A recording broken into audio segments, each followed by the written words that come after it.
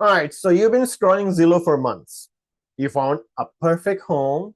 The price looks right. The neighborhood checks out, and you are thinking, okay, I can do this, but there's a thing nobody tells you upfront. The number, the number on the listing. That's just the beginning. By the time you sit down at the closing table, you're going to be looking at a very different figure. And if you ever bought a home here before, especially on Long Island, that surprise can be brutal. Today, I'm going to walk you through exactly what it costs to buy a home in this market. Every line item, every fee, every scenario where you can reduce what comes out of your pocket. And at the end, I'm going to show you a real deal sheet. A sample, obviously made of, but that's how it actually looks like. So you can see exactly how it all come together. Let's dive into it, all right? So throughout this video, I'm going to anchor everything on a sample home, fictitious home, typical colonial in Nesconset, located on fictitious street, 123 Main Street, right? And the sold listing through one of the fictitious brokerage. So typical setup is 4-bedroom, 3-bath, about 1,600 square feet of taxable living area, right in the Smithtown School District. It was listed at, for example, $699K, and it was sold for $715K. Now, I'll be using some adjusted hypothetical numbers in certain places for commission scenario and closing cost illustration, but the property and the sale are real. This is how it happens in the market. So let's start. The first thing that trips people up. Ready? All right, let's go. So first-time home buyers think there's one price, right? What they see on the website. But there are actually 3 numbers you need to understand before you sign anything. Number 1 is a list price. Obviously, we say $699K. Awesome. On our sample home, right? That's what we saw on the previous slide deck. Number 2 is your offer price, what you actually write on the contract. In this case was $715K, right? So $16,000 above ask. These days on Long Island right now, that's pretty normal because we are almost always the seller market, right? Homes in Smithtown, Nesconset, St. James, Hauppauge, Lake Grove, they move fast and they move above list. So right away, before we can even talk about closing costs, you are already $16,000 more than what you thought you were paying, right? So in number 3, the true all-in cost, as you see the triple question marks, or it's a 5 times question mark, right? So it's what we are building today, because $715K is still not what this buyer actually spent. In your scenario, yourself, you're the first-time home buyer. So let's dissect this thing, what I'm saying here, slowly. So before we go line by line, let me give you the foundation, because I have sat with buyers who genuinely didn't know this. Closing cost is not your down payment. It is not your first mortgage payment. Closing cost is a separate collection of fees and taxes that you owe on the day the property legally becomes yours, right? So the day you sign those papers and get the keys, that day you need to have this money ready. And besides your down payment, all right? Remember that part. And as a first-time buyer on Long Island, we are talking about a number that it typically falls between somewhere $28,000 and $50,000. Depends, all right? It's all depend on a home. Yep. So let's break it down exactly where that money goes, all right? Here's something that shocks a lots of buyers, who moved here from out of state, or who have friends that bought homes in that part of the country. Somebody like me, I moved here from California, right? So New York has some of the highest closing costs in the entire nation. And there are very specific reasons for that. First, New York charges a mortgage recording tax. This is a state tax just for the act of recording your mortgage. On a loan in our range, that alone can run you between like $3,500 to $5,500 or more. Second, in New York, having a real estate attorney is not optional, all right? In California, for me, it was like I never heard of. But here, when I bought my first home, oh my God, I need to deal with the attorney. That's crazy, right? It's expected, and also it should be required. Your attorney, and I love it. Personally, it was good. Why? Your attorney, your real estate attorney, remember that, real estate attorney, not the divorce attorney, not the corporate attorney, real estate attorney protects your interests throughout the transaction. And you can budget it for $1,500 to $2,500 for that. Third is title insurance. Very important. You need it. The lender requires their own policy, and you will want an owner's policy too. Together, that can be $3,000 to $6,000 on a home this size. And fourth, transfer taxes. All right. Transfer taxes at the state and sometime county level. Now the mansion tax, which kicks in at $1 million and above home. It does not apply to our sample home, which is like, at 715K. But I'll mention it briefly at the end because some of you will buy there eventually. What's the bottom line here? Bottom line here. New York is not Texas. It's not Florida. Close here and you pay for it, all right? So let's go line by line. I'm going to read it through these and give you a real ranges based on what I see in Suffolk County. Home inspection, planned for $500 to $800. This comes before closing actually, but it's part of your total outlay, all right? Attorney fees, $1,500 to $2,500. It's a non-negotiable in New York. And if the deal fell off, you still have to pay for it. I have seen the scenario where somebody paid the attorney and they did their due diligence for whatever reason down the road, something happened, deal didn't close, but still they have to pay, all right, because you hire someone's services. Lender origination and processing fees. This is what your bank or mortgage broker charges you to put together your loan. That's $2,000 to $4,000, variable across lender. That's why my suggestion, always go shop around with multiple lenders and look into it, all right? Appraisal. The lender needs to verify the home is worth what you're paying for. Another $600 to $900. This is just a rough amount. Title insurance, lender's policy, right? Plus your own owner's policy. It goes between $3,000 to $6,000. And mortgage recording tax. I already told you about this one. $3,500 to $5,500. Prepaid interest. You will owe interest from your closing date to the end of that month. It's about $1,000 to $2,500, depending on when in the month you close. Homeowner insurance, very important. Most lenders require it, but every lender requires your first full year paid upfront. Almost in my last 7-8 deals, this is what I've noticed.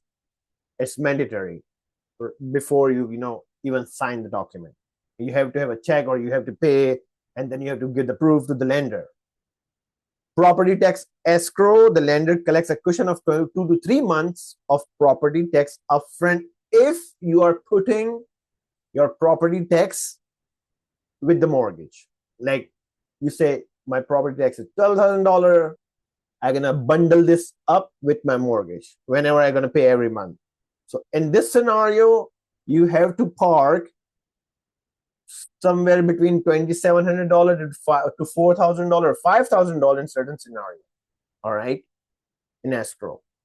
And there are miscellaneous recording fees and small taxes, and another $500 to $1,000. I'm gonna put it there. All in, you're looking around like $28,000 to $50,000. Again, depend on type of your loan, who is your lender, and how things work out with you guys. So that variance is real. It depends heavily, again, as I said, on your lender, your loan type, remember that, and how your deal is structured. But this is just giving you a big scenario, big picture here. So here's a teaching moment from this exact listing, all right, which I pulled from the MLS data. Then I made some changes here and there just to make sure that you are actually getting the sample, right? So right there in this listing and contract info, it shows seller concession. For example, somewhere it's gonna say your agent, your real estate agent that you're working with, going to tell you if they are providing any kind of seller concession or not. In our scenario, which I was using, let's say it's a $0, nothing, no seller concession. So the buyer paid full closing cost on their own, and that is not unusual. All right, here on Long Island right now in 2026. However, in a buyer's market where there's plenty of inventory and homes are sitting, you can sometimes negotiate for the seller to contribute to your closing costs. That's called a seller concession. Typical. Very easy, right? Remember. We are going to talk about it in a minute, but in competitive market like this one, where homes are not going above ask, where homes are actually going above ask, all right? And seller have multiple offers. Asking for concession can actually cost you the deal, but there are other ways, rather creative ways you can, craft your deal. Talk to me, I'll help you out. So you need to go in eyes wide open and assume you're paying every dollar of closing costs yourself, unless specifically negotiated otherwise. Remember that. Work with your agent, somebody like me, and then I can help you out with that. So now the question you're probably asking, is there any way to reduce how much cash I need to bring to closing, right? Answer is yes. There are few paths. I'm going to walk you through the two most common ones in detail: seller concession and lender credits. There are two other worth knowing: Sony May down payment assistance program and FHA loan structure, but those are more nuances and really need to be walked through with your specific lender based on your financial picture. I'll mention them briefly at the end. Let's start with seller concession. What does that mean? Seller concession work like this. Instead of offering $715K, you offer $730K, let's say. But you ask the seller to credit you $15,000 back at closing.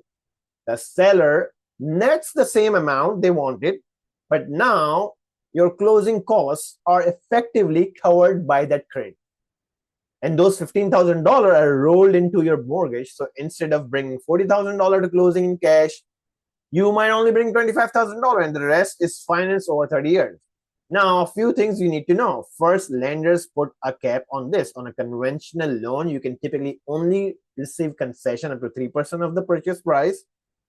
On a $715K home, that's about $21,000 max. FHA caps are a bit different. Second, in a competitive market, asking for concession can weaken your offer. Remember that point, all right? If the seller has two offers and one is clean with no concession, and yours ask for 15K back, who do you think they are picking? So this strategy works better when the market softens, when a home has been sitting, or when you are in negotiating position, all right? Remember that. Remember what we just saw. 123 Main Street deal had zero concession. That buyer came in strong and clean. That's how it worked, right? But I remember the time when I did one deal in East Northport. I did ask a good amount of reduction in price instead of concession. This way things stays very nice and clean, but no concession. Sometimes it's better to go this route instead of try to bundle up the concession. There are so many creative ways. Reach out to me and I'll help you out with that more to understand. But let's go with this scenario at the moment. The second path is lender credit. This is a deal you make directly with your lender. Here's how it works. Your lender offers you a slightly higher interest rate in exchange for covering some of your closing costs upfront. So instead of 6.75%, for example, the rate, with full closing costs, you take 7.0% rate, and the lender credits you and say $5,000 toward your fees. All right. So you bring less cash to closing, but your monthly payment is now slightly higher for the life of the loan. I want to be very clear about something here. You are not saving money. You are shifting when and how you pay. Remember that. You are shifting when and how you pay. The closing cost does not disappear. Please remember that. Underline, write it down, put it on your fridge, whatever, right? It just gets built into your monthly payment over time to that higher rate. So the question becomes, how long do I, as a buyer, plan to stay in this home? Ask yourself. If you are in it for 3 to 5 years and then you sell or refinance, lender credits might actually work in your favor because you never recoup the full cost of paying higher fees upfront. But if you are staying for 20 years or more, the higher rate will cost you more over time. You see the interest, compound interest, everything. So this is exactly the conversation to have with your lender from day zero. Run those scenarios side by side and look into it and see what they say. You know, this is very typical. Be very upfront with your lender, and they're pretty helpful, all right?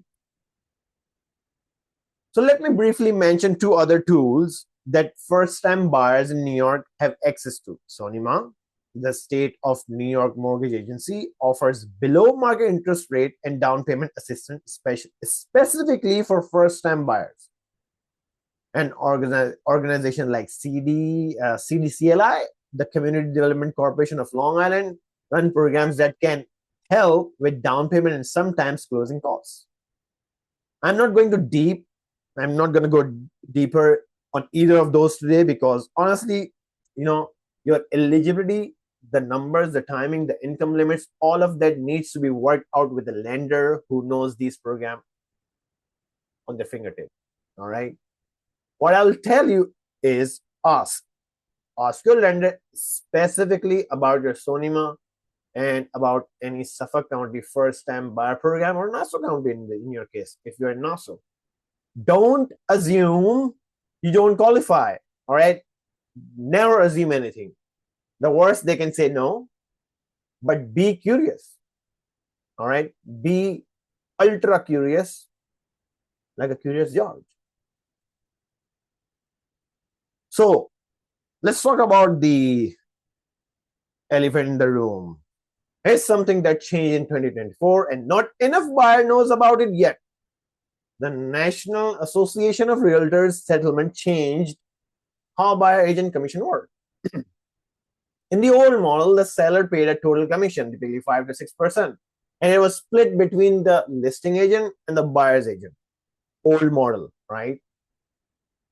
That's largely gone now. Today, buyer agent compensation needs to be agreed to in writing before your agent can show you a home.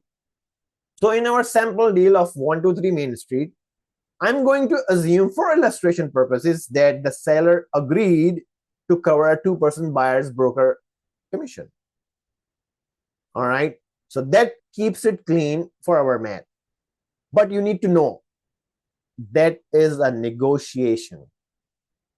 Some seller covers it, cover it fully. Some cover part. Some say no. If the seller does not cover it, that 2% on 715K in our scenario is $14,300 that you need to figure out. So before you sign in a buyer broker agreement with any agent, and you should work with an agent, especially as a first-time home buyer, just ask, how is your commission being handled? And am I responsible for any of it? And sometime the seller concession part, remember, this is how the buyer, the buyer broker does. If the seller says, you know what, I'm not going to cover anything, put it in writing, and then they talk to the seller agent and the seller, and then what they do is they say, you know what, it's going to be considered, instead of giving out of their pocket, actually they're going to say, you know what, put as a seller concession, which means it's still coming out of your pocket as a buyer, but on a 30 years of span of the time, instead of like what do you call it,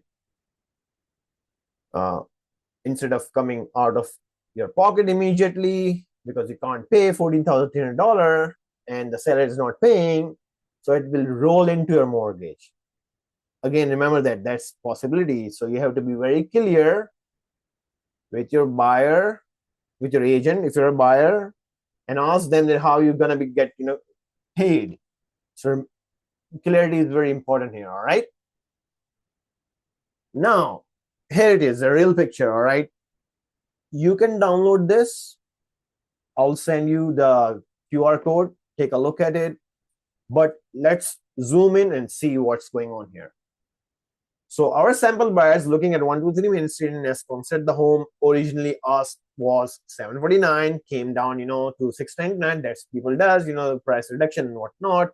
And it was sold for 715K. The $16,000 above the reduced list price. The gap alone is your first lesson, all right? 699 went for 715. $16,000 already coming out of your pocket. First thing. Then they put down 10%, right? That's $71,500. Their loan amount is $643,000, $643,500 at 6.875 interest rate, a principal and interest payment, which comes out of like $4,228. Add taxes, insurance, and they're looking at roughly $5,523 every single month. Now, the closing cost not arranged, the actual line item, attorney fees, lender, origination, title insurance, mortgage, recording tax, that near specific charge I mentioned, recording fees, appraisal, inspection. Total closing cost is $19,102, but it's typically 25 or above, all right? Remember that. Again, we are using a sample number just to give you an idea. We're still not done, because on top of closing costs, the lender wants prepaids and escrow reserve, per diem interest for 12 days, first full years of a full year of homeowner insurance paid up front, 6 months of property tax sitting in escrow as a cushion. That's another $10,000, $10,534. Now, what did the seller contribute? Zero. Seller concession is $0 in this market. That is normal. Seller have leverage and they use it. All right. So here's a final number. Down payment, which is $71,500. Closing costs $19,102. Prepaids and escrows $10,534. Total cash to close is $101,000, $136, which includes your down payment. This is what you need before you get the keys for that 123 Main Street. And then a mortgage of $643,500 mortgage behind it. So this is the real cost of buying this home, not 715K. Remember the 5 question marks? That's your fill in the blanks. Not 699K. $101,136 out of pocket on day one, and a 30-year commitment behind it. Don't want to discourage you. Every deal has a lever, right? Seller concession, lender credit, assistance programs. We cover all of them, some of them briefly, but now you know the real number.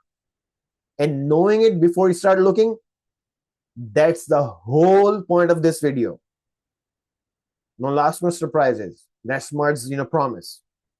I know that was tons of line item that you have to remember. So let me give you the back of the napkin version. The thing you can actually remember and share with someone, all right?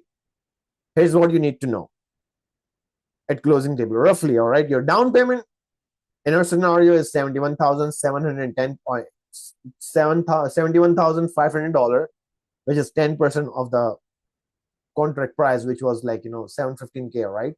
Then figure closing costs at about 5 to 6% of the purchase price. On a 715 homes, that's roughly $35,000 to $42,000, right? As I said, 19,000 earlier. That's just a sample number for your help, to make sure that you understand. So that range covers your lender fees, title, recording taxes, prepaid escrows, all of it bundled into one simple number. Remember, if you want to take a screenshot, take the screenshot of this one. And then on top of that, two line items I want you to carve out separately because they are predictable and you should not forget about them. Home inspection, budget is $600, $800. Do not skip this ever. Always have a home inspection. One of my client who just got a brand new home, amazing brand new home in Westbury. They're about to close in June. They still did the inspection, which is good, awesome, right? There are a few things that the builder missed, right? But they're nice. They put it there, awesome. Attorney fees about $2,000 in New York. This is not optional, as I said earlier, right? You need a real attorney, a real estate attorney at the table. So rough math, down payment plus 6 to 5% of the purchase price plus about $2,800 for inspection attorneys. That's your number. Write it on a napkin, text it to your spouse, your next to kin. That's what you're walking into this with.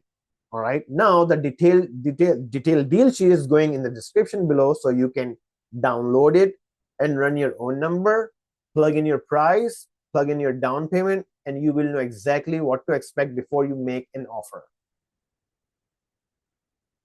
Here's my one ask before we wrap up. Before you fall in love with the house, before you start mentally decorating the living room or figuring out the school district, reach out to Muds and ICRA. Start with the number, not the listing price, all right? The real number, down payment, closing costs, cash to close, all of it. Mapped out for a specific situation before you ever step foot in a showing. That's how we work. My approach, our approach, that's us right there, myself and ICRA. The Muds team, our approach from day one is numbers first. So that by the time you are sitting at the closing table, nothing is a surprise. No last minute, wait, what's this change? Nope, I didn't know I needed that much cash. None of that. We build your full picture upfront. We keep your expectation realistic, and then we go find you the right home inside that picture.